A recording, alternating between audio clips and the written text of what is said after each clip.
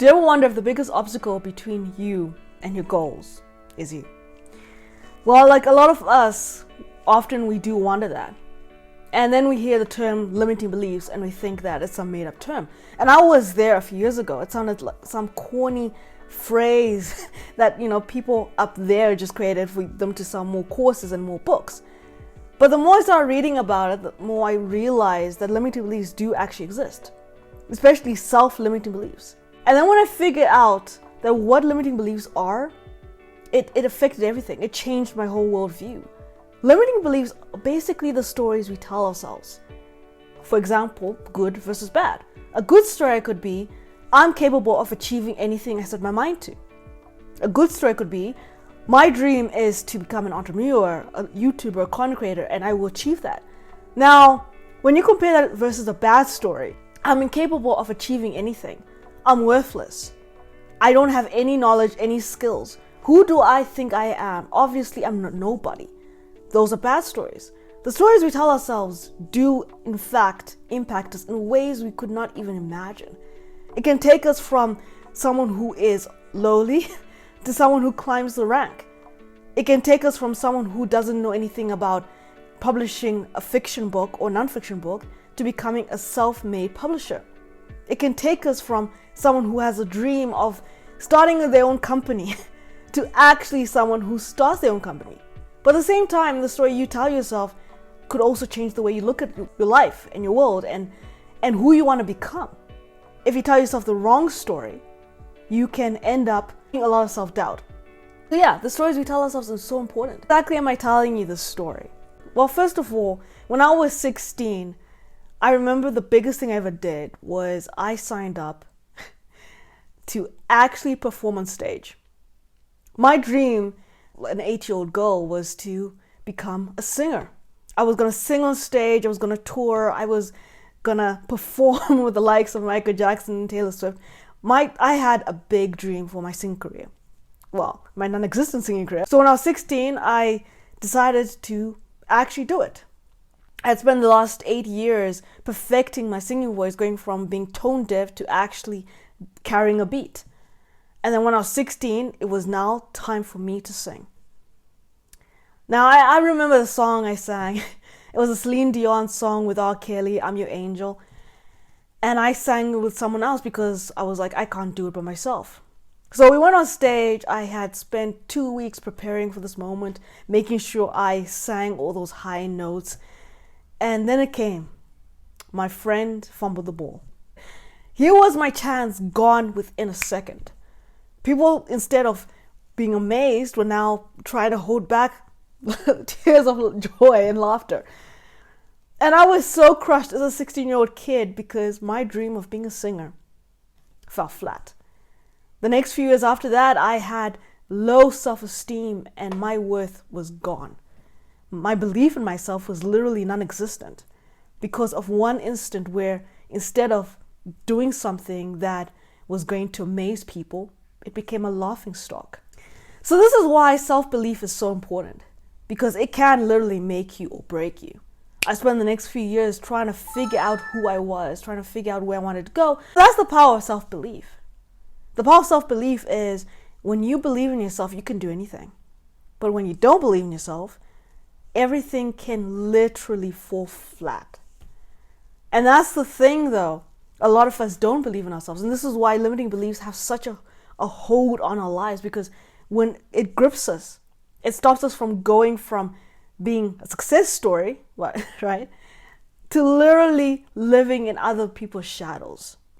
And the dangers of self-doubt are simple. When you start not believing in yourself, you don't go for your dreams. You don't what you want to become. You stop that.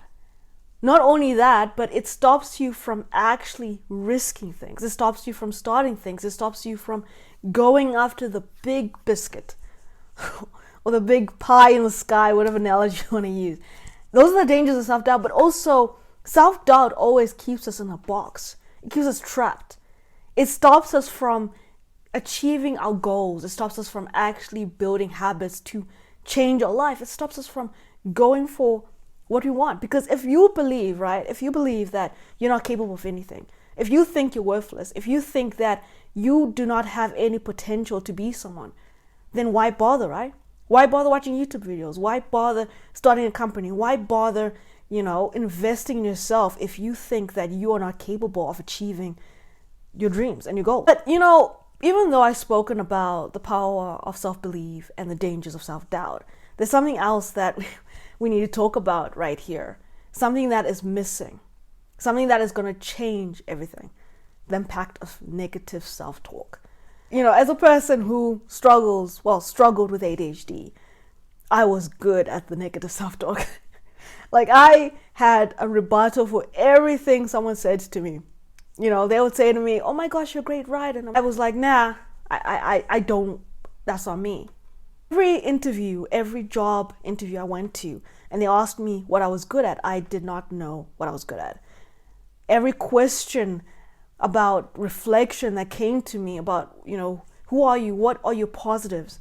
I always had a long list of negatives. I never had any positives because I was just me, right? And I wasn't like my brother, my sister, who were extremely talented from a young age. I struggled coping up with everyone else. I struggled making it in primary school and high school and all these other stuff I struggled with.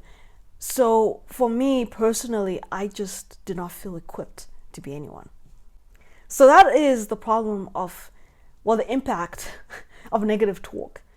Because you don't start disbelieving in yourself just from the get-go, right?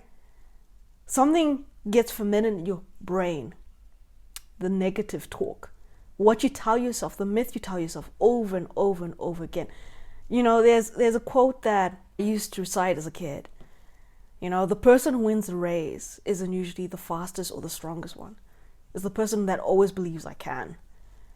And that is what success is. Success is believing that you can achieve something regardless of the odds that are stacked against you.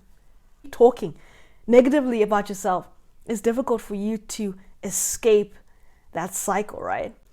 So how do you exactly build self-belief? That's the thing that a lot of us wonder and a lot of us ask ourselves. How do you build it? The first thing is you got to rebuttal all the negative self-talk you've been telling yourself. What are the myths or the lies you tell yourself on a daily basis? You got to start from there. And as soon as the negative self-talk comes in, you stop it, right? You stop it flat in the track and you tell yourself something positive. One of the things I started doing when I discovered I had ADHD was every time I couldn't do something, I always tell myself, at least you're trying. That's how you learn. And that made me feel as if it wasn't the end of the world, that, oh my gosh, yeah, I made a mistake. And that lifted off the pressure from me because I was like, okay, people make mistakes. And then when I did something that I didn't think I could do, I'd be like, well, look, here's proof, here's proof you beat the odds, you defy the odds. And that is what pushed me from being the shy, introverted person into someone who became more confident and more assured in who I was as a person. I'm not saying it started right there. It took years, lots and lots of years, but eventually I got to a place where I was comfortable with who I was. So that's how you build, self-belief. Give yourself grace. Forgive yourself for the mistakes you make, but also when you achieve something that you never thought you'd achieve, you add it to your list of achievements. Even no matter how small the milestone is, you're like, okay, I did this, I did this, I did this. And you'd be amazed at how that can change your life in an instant.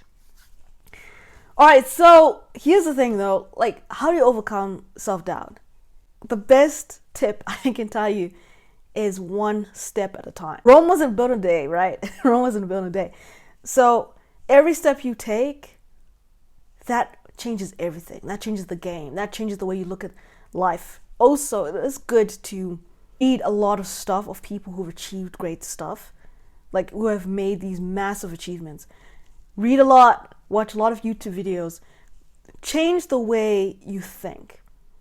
The more positive stuff you watch, the way it can literally change your life. Because if you're always listening to negative self-talk, if you're always listening to people who who talk negatively, if you always surround yourself with people who are negative, you're never going to escape that hole, right? You're never going to escape the cycle, because no matter, even if you take one step, right, one step forward, you just listen to someone who talks negatively, and then it's 5 steps back. One of the things I learned a few years ago was it takes 5 positive things to combat 1 negative self-belief. And that's the thing, though, because our minds, our brains are used to focusing on the negative stuff. It's why we love news so much, no matter even if it's depressing.